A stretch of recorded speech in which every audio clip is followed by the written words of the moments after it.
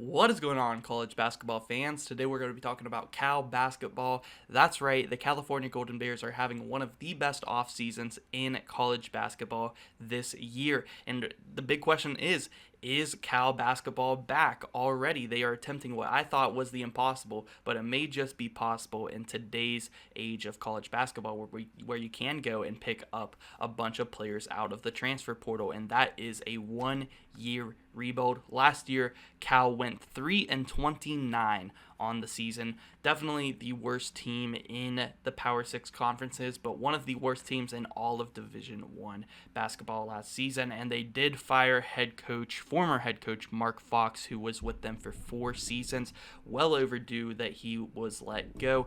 4 losing seasons at Cal. He was actually a pretty good coach for Nevada back in the 2000s. Then he went on to Georgia, where he wasn't that great either, and then ultimately wound up at California, where he was absolutely horrible. But they did make their new head coaching hire with Mark Madsen from Utah Valley. Utah Valley was one of the best teams in the WAC conference the past 2 seasons under head coach Mark Madsen, and I think that this is a really good hire because from what he's shown so far, yet to coach a game for Cal, but what he's done in his first off-season period, taking over a 3-29 team, very, very impressive, and we're going to get into it and break it all down right now. So they have already picked up 5 players out of the transfer portal this offseason, and some really good players. Just recently, they picked up Jalen Tyson, the transfer out of Texas Tech University. Last season for Texas Tech, he averaged 10 points per game, 6 rebounds per game, and shot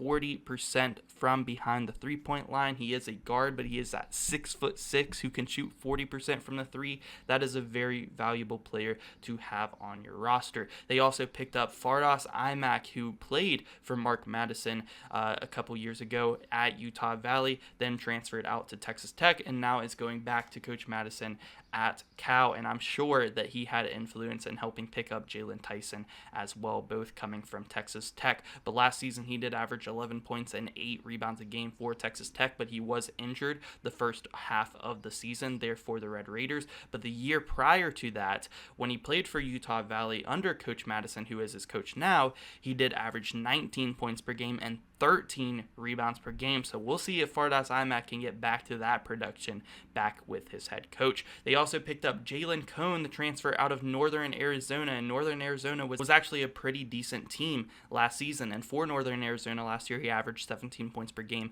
3 rebounds, and 2 assists per game. Another really good guard to have on your team. They also picked up Chiante Kennedy, the transfer out of Memphis, who averaged 9 points per game and 2 rebounds a game last season. Another really good pickup as a guard. They got 3 really good guards, and of course they got the big man Farad iMac, and they also picked up another super good player in Mike Meadows out of Portland, who averaged 11 points per game, 2 rebounds, and 2 assists per game last season for Portland. So 5 really good transfers on your team, and honestly this could be their starting 5, and it would not surprise me if they would be one of the better teams in the Pac-12 this season, because the Pac-12 is looking pretty decent, but I think it would not be out of the realm of possibility for Cal to make the March Madness Tournament. They would definitely be at the very least a NIT tournament team next season for sure. And after going 3-29 last season, and your last time making the March Madness Tournament was the 2015-2016 season, I mean, this is very impressive from Mark Madsen, what he has been able to do at this program in his first few months under the job. Very, very impressive. And the Pac-12 really is wide open, especially after UCLA and USC leave to go to the Big Ten here soon. The Pac-12, as far as basketball, is going to be wide open. Of course, you do still have Arizona and Oregon, who will probably take over as the top teams in Pac-12 basketball after UCLA and USC leave, because Arizona is already kind of up there with UCLA. So Arizona and Oregon are the 2 teams that are probably your for sure thing. But after that, you have teams like Colorado, Arizona State, and Cal, who, in my opinion, are looking like the next teams up to really take over and become one of the top teams consistently in this conference. And there may be more transfers to come. We're going to get into that, other players that Cal is trying to bring in this offseason as well. But already 5 transfer pickups, a really good new head coaching hire. We have also seen that Cal has announced, Mark Madsen has said that Cal is working on an $80 to $100 million new practice facility for basketball. I mean, that is insane. That it seemed like over the past few years, not only with basketball, but with football and really all sports, that Cal just really did not care about their athletics that much. So for him to come in here, then to make a really good hire, and to already be talking about a new $80 to $100 million practice facility, that is amazing to hear. And it's looking like, if it's not this season, over the next few seasons, Cal basketball is going to be back, because they do have a pretty good history in college basketball, and I would love to see them be good once again. And